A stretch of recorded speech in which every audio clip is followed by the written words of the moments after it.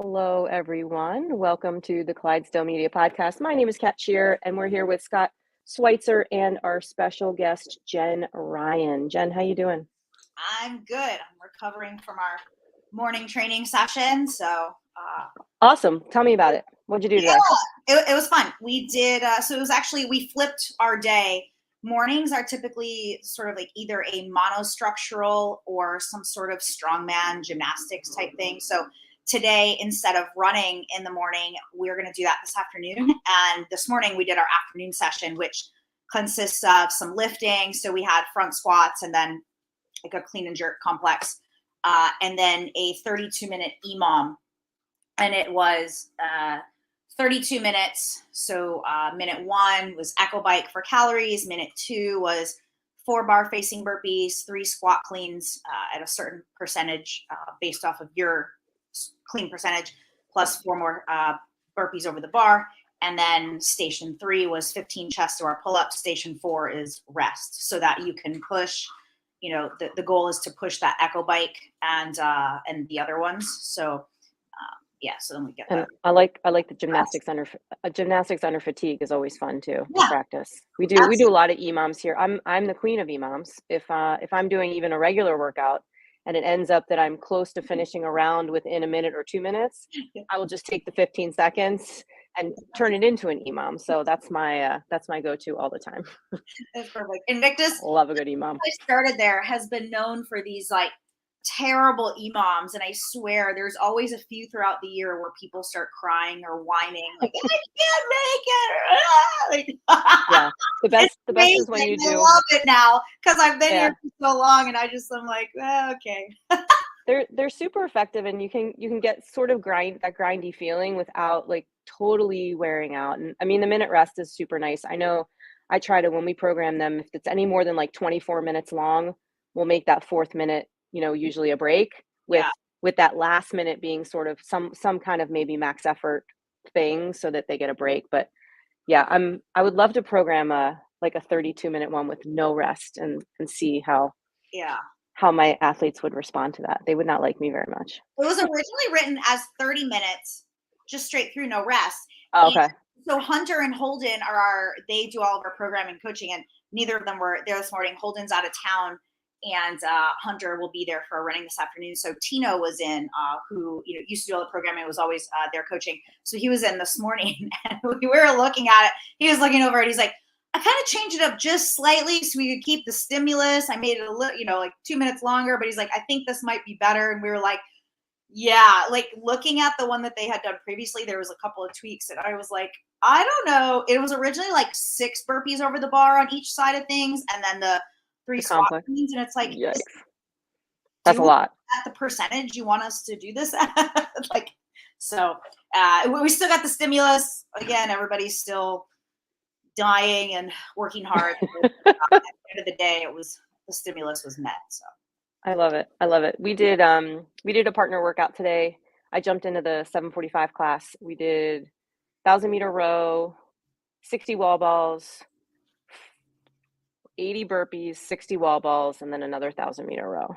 Ooh. So it was fun. It was good. I mean, and we have a very immature training age at my gym. Like, a lot of brand new people that have maybe only doing CrossFit for like 3-4 months. So, and I actually partnered up with someone who used to do CrossFit, stopped during the pandemic, and is like on her first day back. So I'm like, I'm going to partner with you. This is going to be fun. And so that's cool.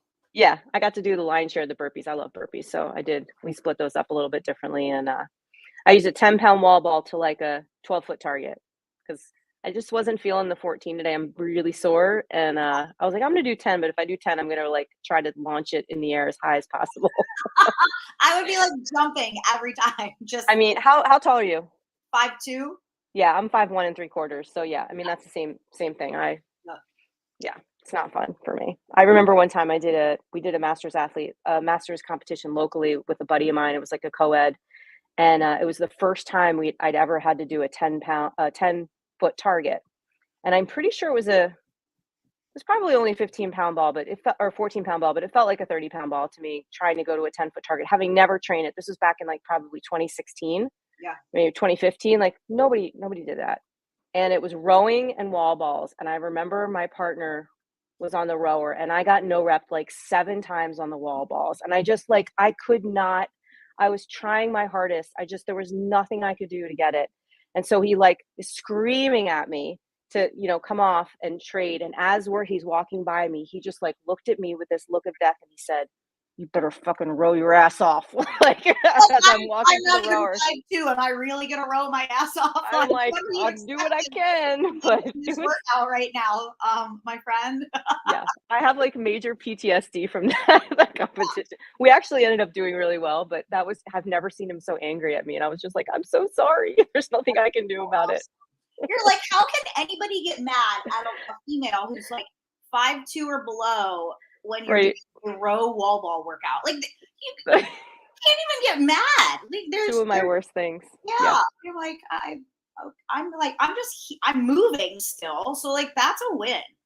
Exactly. Good times. So you've had an interesting year. Yeah. It's been a very interesting year and a half, I guess you could say. Yeah. So you went to the games on a team. We'll forget 2020 for now because that just like is a throwaway, or 2021 rather.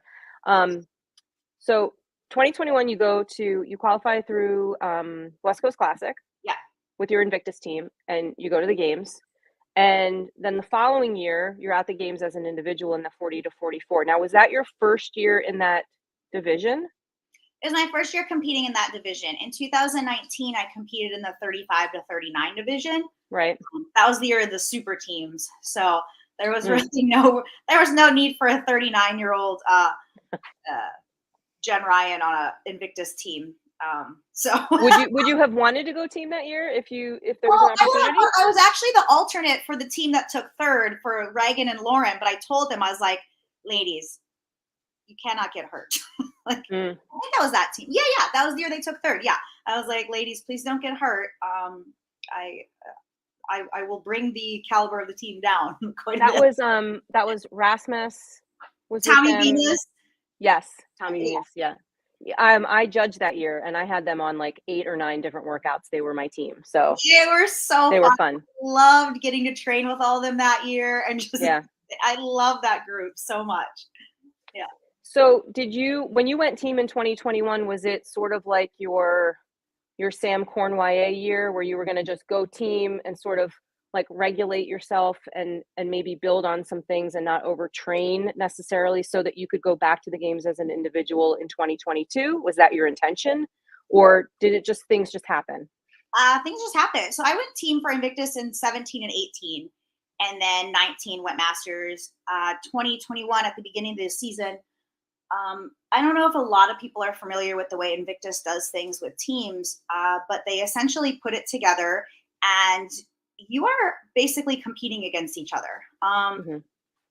There are alternates and there's no set team. And during 2017, 2 weeks before regionals, when you're supposed to peak, we actually did the workouts and the 4 of us females competed against each other. So I peaked 2 weeks before regionals to win my spot on the team, as did everyone, right?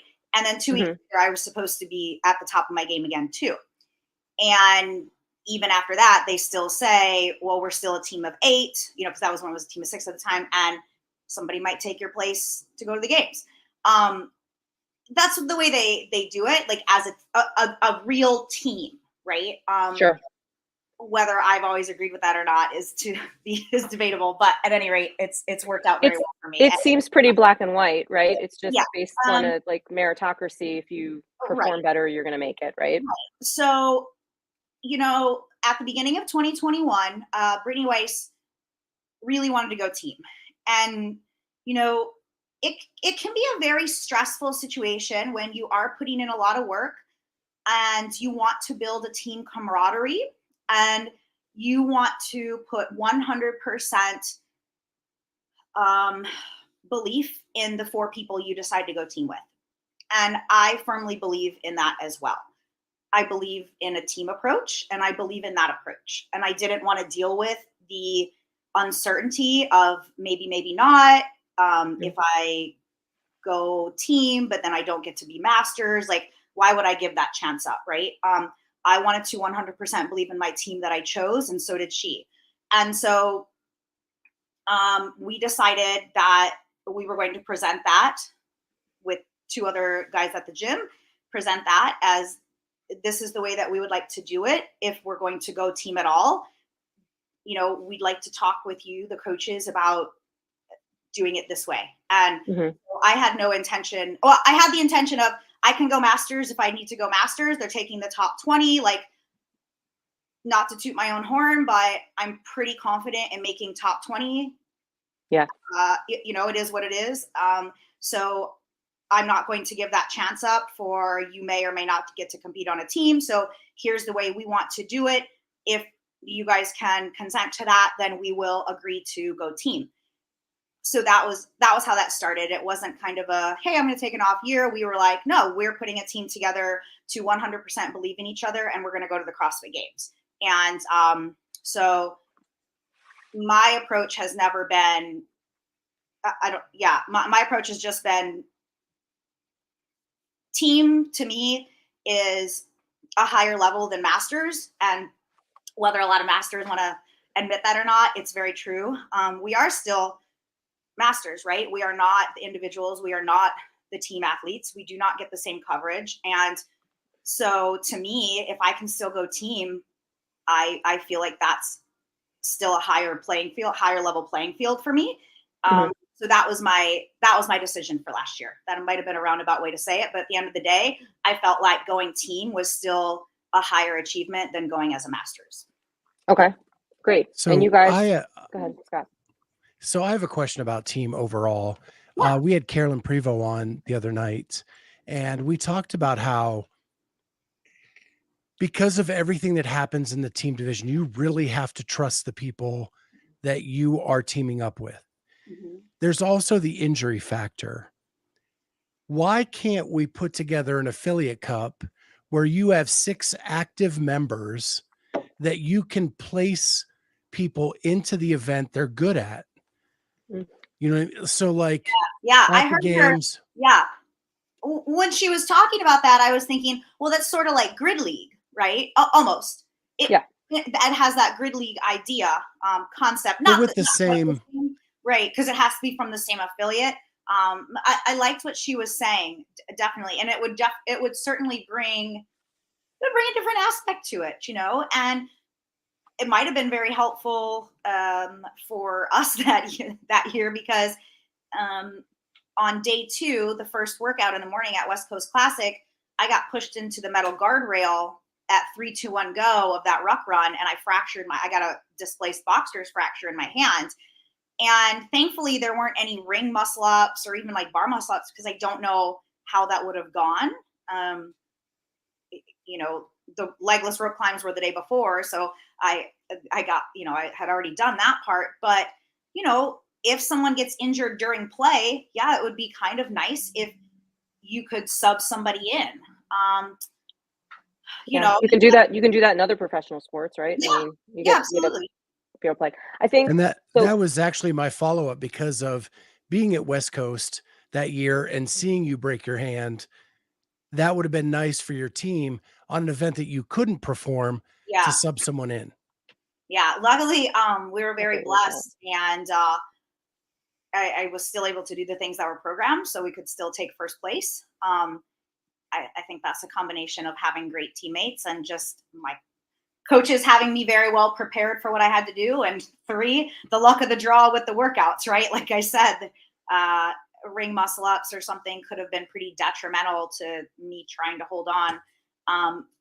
But exactly. And then the team suffers, they didn't suffer at West Coast because I was able to still do everything, but they suffered at the games because I could only get 1.5 pegboards, right? And that's a bummer, but we kind of knew that going into it. We didn't have an alternate, and so it was either I compete and everybody understand like what's going on, or they don't get to go to the CrossFit Games. And for me, that was not even a question. Like I was getting them to the CrossFit Games, right? So that was like, it's, there's no question for me whether that was going to happen or not. It was just, if you could sub somebody in that you believed in, or that was, worthwhile, right? Then the team could continue. And I truly believe that those other 3 athletes on my team last year were just phenomenal. I mean, you see Jorge and Britt now, right? They're just smashing it. And Ryan Souter was just an absolute beast. So it was quite a bummer. It was quite a bummer to have that happen for them. I'm guessing too that when I think about it, it's an interesting concept. When you think about like having to outfit 2 more people times whatever the number is, right? Yeah. Production quality in terms of like, do you know which athletes they're going to pick for the roster for that event? And, do the announcers have all the right information for them? Do they have the graphics built? Like all that stuff probably, unfortunately, is probably part of the reason why they don't do some of that stuff. And it's unfortunate that perhaps maybe some of the technology, what, Scott, you don't agree? I think like, there's a 53-man roster in a football game. The announcers can go with the flow. Oh, for sure. Yeah. I'm saying CrossFit though. This is CrossFit. They can figure out something to say, I'm sure. And it's team, right? I mean, let's face it, like they don't, the elite individual is what gets the lion's share of the coverage, the money, the resources, all that kind of stuff, the attention, unfortunately. But yeah, I don't know. I'm just trying to play the other hand and figure out why. The benefit of not having people withdraw from the competition in like you take Miranda with NorCal having to withdraw instead of having someone there that could have substituted in. They were in first place. Yeah. That took a lot away from that games year. Yep. So that's what I'm saying. Yeah, I'm with you on that. I think that it would be really neat. It would have been great to have seen someone be able to step in for NorCal to keep going and competing, right? So in that instance, it's such a bummer. So yeah, would have made for an interesting year. Mm-hmm. So you mentioned the team, obviously, a little bit of higher prestige than Masters, and then so explain to us sort of the evolution of how 2022 came about. Yeah, well, after last year, honestly, I was done competing. I just, after fracturing my hand, trying to go through five and a half weeks of everything revolved around being ready to compete, and it was a really tough games on me. Not that I didn't have expectations for myself. In fact, that was probably the easiest competition mentally I've ever done, because I didn't beat myself up for anything, because I knew it wasn't my fault when something would happen, right? Because I knew I was a capable athlete, but unfortunately, physically, I just couldn't do some things. And it's really a big shot. Kind of, you have to take your ego out of it, and emotionally, though, it's very draining.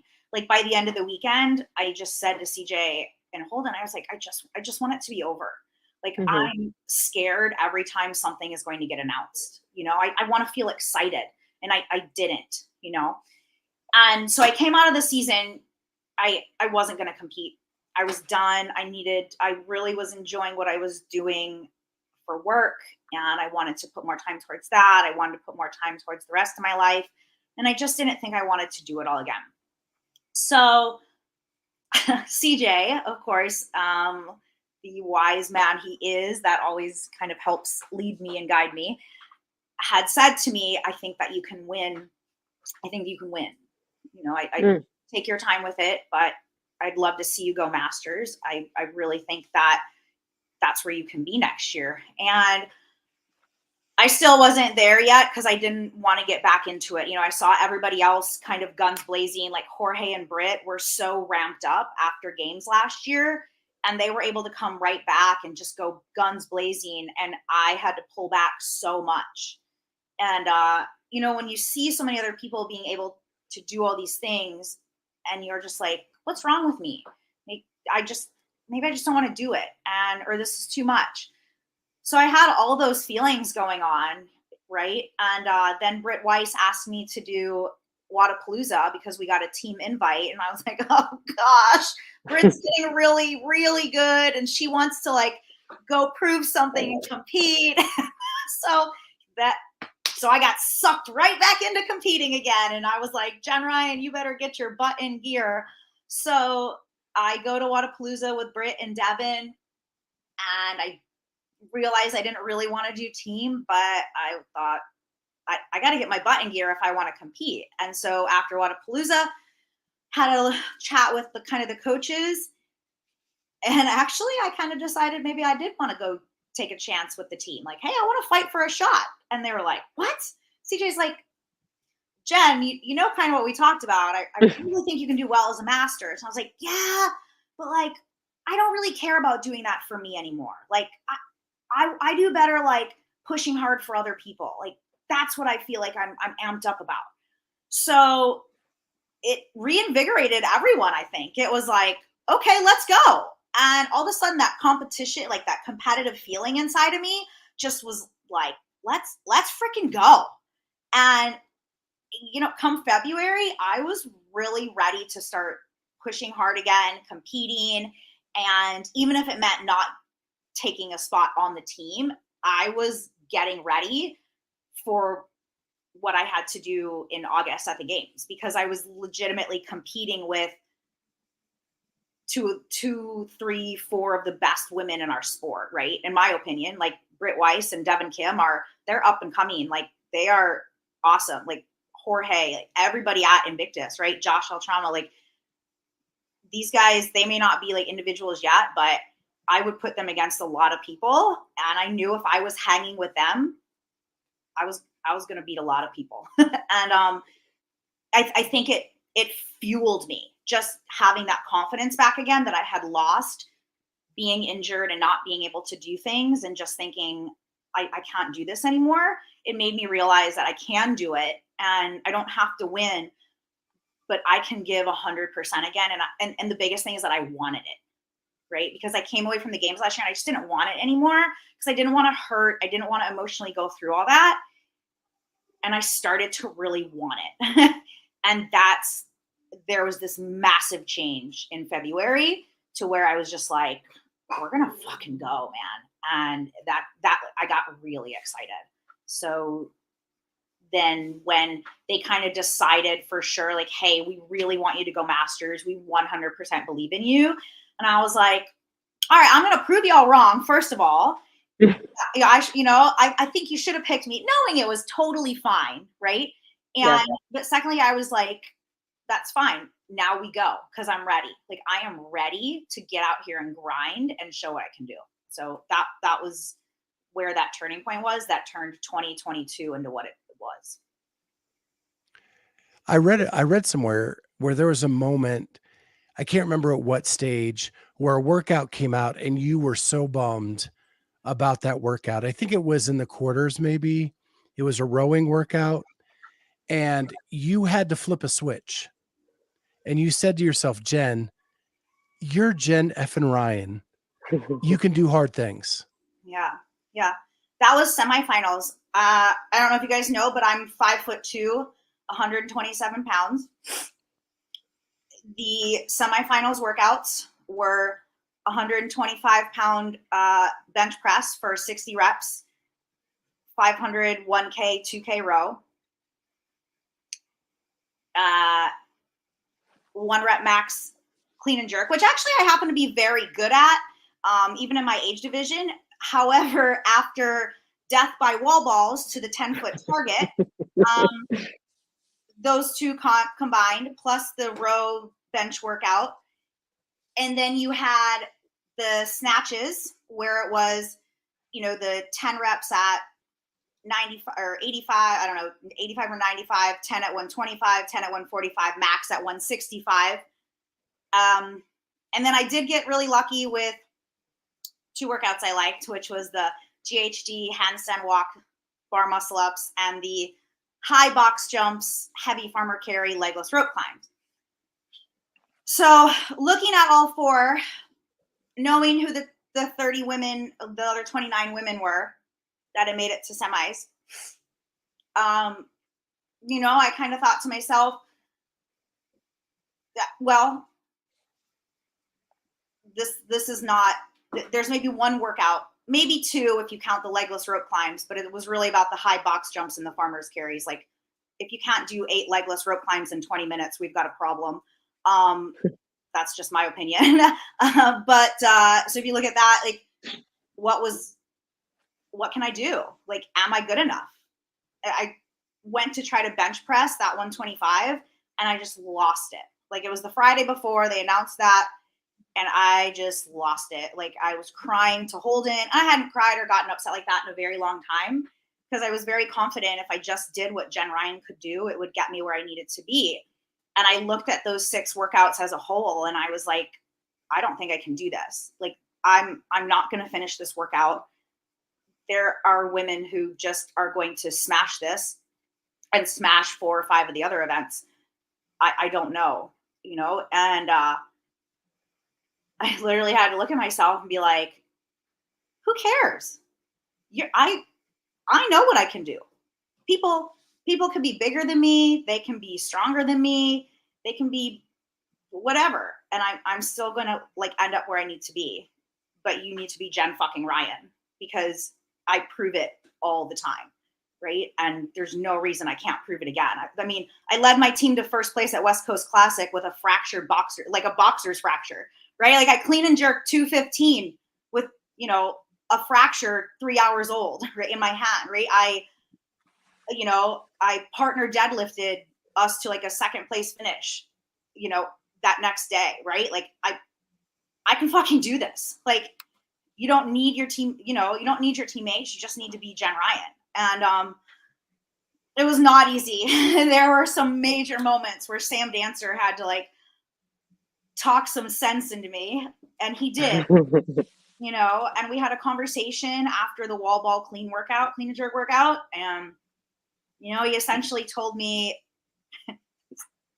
this is what Sam told me at the end of the weekend, that I needed to stop celebrating things like my wins and stop being so upset about the loss, the things that didn't go as well, and not be as emotional. And I needed to act like I belonged there, because I do. And and that conversation was kind of caught on video, because HQ was in town there, like, filming us for the weekend. And I was half embarrassed and half, like, taking it to heart, because I knew Sam was, like, he had been there before, and he was, like, just being blatantly honest with me. So you know, he was 100% right. Doesn't mean that I didn't still celebrate the wins at games that I had, but he was very right. I needed to wait to the end of the weekend, and I shouldn't have gotten myself so upset the week before or leading into it, because at the end of the day, like, I did what I needed to do, and, you know, it got me to where I needed to be, you know? So, yeah, that was a very, very emotional, like, tough weekend for me, as I'm sure it was for a lot of people, and probably even more so for some people who didn't make it, right? So I'm not trying to make drama out of my situation, the fact that I made it, but I really had to buck up and be like, I am Jenn fucking Ryan, and I'm going to show these people. I will show Bosman that if he wants the big girls there, this little girl is going to fucking be there too. And I was. With that self-talk, is Jenn effing Ryan a different character? Like, is she the competitive athlete that you have to, like, wake up and say, it's go time? Yeah, I think I do have to, like, wake that person up, because I will have these moments where I still don't believe in myself, which is a bit of a bummer, because I do 100% know that if I wake that person up and I just do what I can do, I am number fucking 1. And, you know, I kind of let that poor mindset get to me again during the event outside on day 3 in the morning in the wall ball, like, heavy carry workout. And I can pinpoint it. Like, I just remember looking at CJ and Hunter down at the end, my coaches, and just thinking, like, fuck, I can't fucking do this. Like, I'm too fucking small again. Like, I'm so sick of this. Like, this is hard. And I mentally let it go. Like I thought I couldn't win or stay in the top 3. And I lost the mindset of Jenn Ryan, the competitor that just needs to do what she can do. Like I did on that rowing bench workout. You know, I didn't take first. I think I don't remember what it was, but I don't even think it ended up being my worst workout of the weekend. But I said, I am going to hold my fucking paces. I'm going to do this bench the way I know how. And I'm going to believe that I can still do this. And that Saturday morning during that workout, I did not believe that. I believe that because every other woman out there was bigger than me, because the woman from Italy, who's also my same size, didn't show up for day 3 for some reason. So, sorry, my dogs are squeaking. So I looked at it as, well, everybody else here is at least 145 pounds and bigger, and I'm less than 130. They can just do that. They're going to beat me, right? And what I forgot about during that workout is all these women are suffering right now. They're all suffering. This isn't easy, but they mentally are pushing, right? And if I had mentally pushed my body, like, I know I'm fitter than some of those women who are bigger than me out on that floor, and I could have beat some of them. All I needed was a couple more spots. All I needed was like 2 spots higher. And I know I'm fitter than 3 to 4 to 5 of those women who beat me. I know it. And I'm not saying that in a mean way, but if you don't believe that, then why are you there, right? And so they're all fit, but I know I'm fitter. And again, if you don't believe that, then why are you here? And so I was like, why are you here, Jenn, if you don't believe that? Because you gave away first place mentally. It wasn't physical at all, right? I wasn't going to take first. I wasn't even going to take a top 4 on that workout. But if Jenn Ryan, the competitor, had just clicked in instead of thinking, I'm too small, I can't do this, I would have been much better off. Yeah, I find that you can't sort of judge physical characteristics either too much in competition. I mean, it's easy at the games because you know who all these competitors are. Yeah, You know their strengths and weaknesses. But I've been at other like local competitions where there have been women that look like they should kick my ass in a workout, and like they don't even show up on the podium at the end of the day. Yeah. And it gets in your head. You see these bodies and you're just like, oh shit, like she's gonna kick my ass. And she didn't, and it's like you kind of learn that. Is there any kind of camaraderie between some of the smaller athletes or maybe some of the larger bodied athletes? Like, do you and like Rebecca Fuselier ever kind of like be like, hey girl, I got you? Like, I don't know her personally. No, I know who she is. She's awesome. Yeah. No, I don't think so. I don't know. I feel like I really should be better about not just being like, well, I'm small, so I can't do this. But I suppose, I don't know. I identify a lot with like Christy O'Connell. Sure. Yeah. I was like, you're my hero. Yep. You're like little, you're my size and you just smash things, So yeah, I suppose there's that little like internally, I'm just like, oh wow, look at what she's doing. Or so that's really great. That is but cool. She has the same self-talk problems that you do. Yeah, I know. Well, and I've known her for a while because CJ used to coach her. So she was out at Invictus for a while. And, I've just stayed very good friends with her over the years.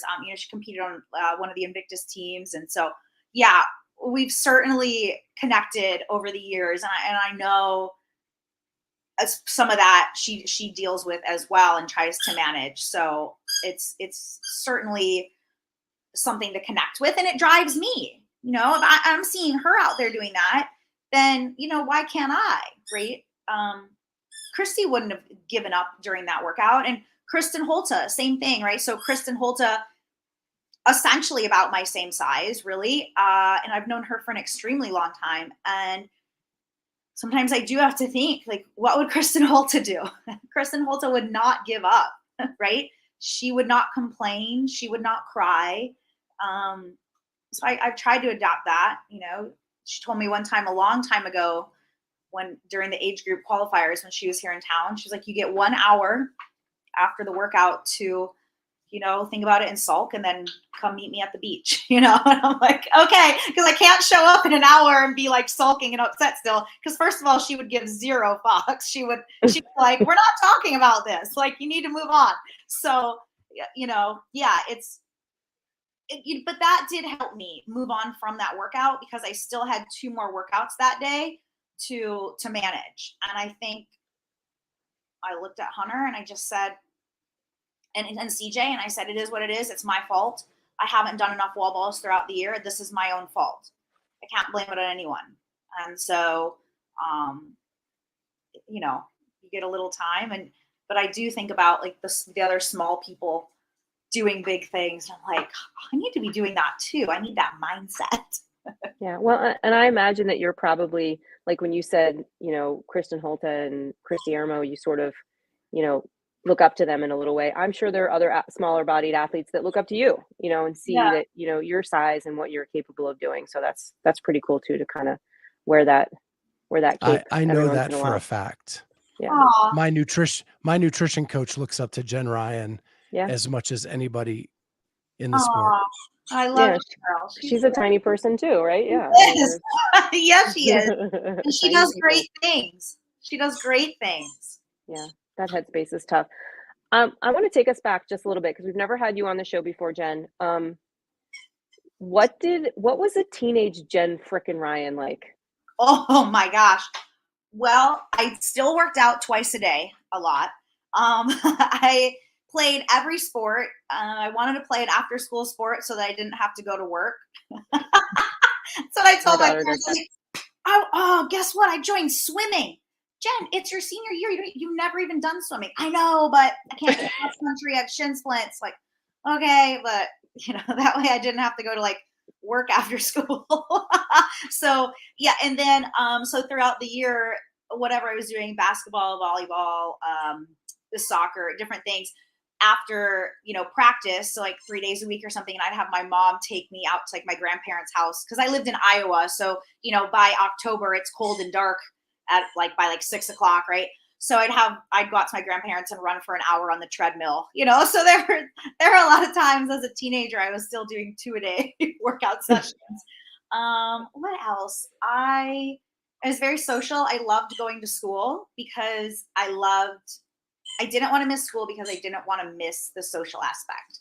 So maybe that's very similar to being a CrossFit and wanting to go to the classes and just wanting to, keep going in this competitive sport, because I don't want to miss out. I love going and being around all the people. So that was a big thing. Yeah. How did you first stumble across CrossFit? I lost a bet when I was in Myrtle Beach out one night with some friends who had been trying to get me to go for a while. I don't even remember what the bet was, but if I lost it, I had to go to CrossFit like that next week. And I ended up losing, and I went, and I liked it a lot. I got very excited about, I don't know if you can tell, I'm very competitive. I liked that, you got a score on the whiteboard. I liked that I could beat the guys. And it was something I had a different value about myself again, right? I felt very empowered because I feel like I went through my teens and 20s feeling like this woman or this young girl who did not feel very empowered, did not have good self-confidence, had a very poor body image, and so CrossFit just gave me this thing. I was like, now I'm working out to beat people and to be better than I was, and this is awesome. So that I came across it, and I just was like, I am hooked. What were you doing in Myrtle Beach? Were you vacationing or were you living there? Yeah, I lived in Columbia, South Carolina for about 14 and a half years, because I moved there to go to school in 98, and then I just stayed because I didn't want to go back. Did you go to USC? Yeah. Mm-hmm. You were a Gamecock, huh? I was a Gamecock, yes. Yeah, my dad just moved out of North Myrtle Beach. He was in North Myrtle Beach for about 9 years. Yeah. Yep. What CrossFit gym did you go to? Carolina CrossFit. Okay. I wonder if it's still there. I've dropped into many places down there. I think it is, but it was the first one. It was the first one in Columbia. And that was what, like 2012, 2013? No, 2011. 2009. Wow. Okay. Yeah. Very cool. Very cool. All right. OG, So OG. Very seriously, OG. Yeah. seriously, I love that. So let's talk a little bit about Masters Fitness Collective because it's coming up in a couple weeks. Are you the reigning champ or did you skip last year? I didn't go last year because I had the fractured hand and it was Yeah. only a month after game, so I needed to slow my roll. But you are the 2020 champion of your I age group, was, correct? yeah. Okay. So you're the one to beat this year, I would imagine. Oh, I don't know about that. I don't know. Do you know anyone else in your age group? Yes. Oh, there's so many. There's so many great ones. Anna, Tunnicliffe, Tobias. Oh, right. What's her married name now? Tobias. Yes. So I competed against her in 2019 at the games when she just smashed everything. I didn't really get to know her that well then. So I'm actually so excited to just be around her greatness. Like it's just, I don't know. It's just very cool. So it's really neat to see her back. So she'll be there. Sarah Blanc, who's amazing. She was there in 2020. Just made it so fun. She's been to games numerous times. I mean, she's just a hoot. Laura Nielsen, I was hoping was going to be there.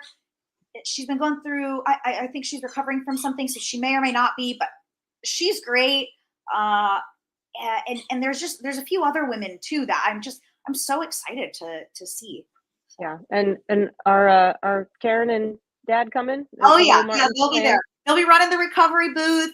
They have talked to so many different sponsors and people. Oh man, that Masters recovery booth is going to be the jam. That's going to be where everybody's at. I love it. That's going to be fun. I love the vibes. Yeah. I'm pumped. It's going to be very fun. Yeah. So I just get excited to see people and talk with the other athletes. I sound like I'm competitive and that I want to smash people, but I just have a great time just shooting the shit. And, I love to just joke around, talk smack to somebody, just for fun.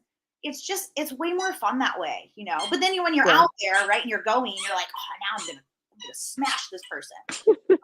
Well, and you guys are the only, you're the only it's only Masters, right? So there aren't other groups that people are paying attention to, and it's just you guys are front and center.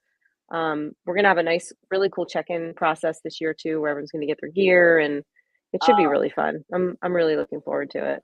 I'm excited. I wanted to go back and ask you a question. You mentioned that Sam gave you some words of advice when you were sort of in your head during the semifinals.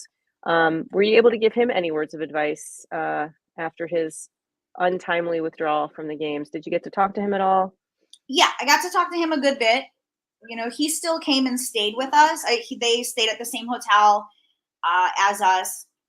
I told him that he should have come to Fort Wayne with us the week before games for the athlete camp instead of going to Denver. Oh no.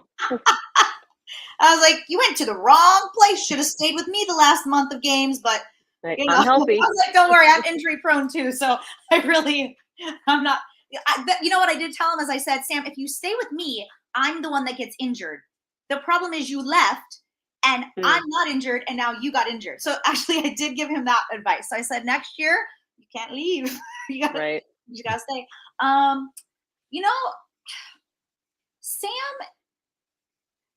Sam is just so insightful and in tune with himself.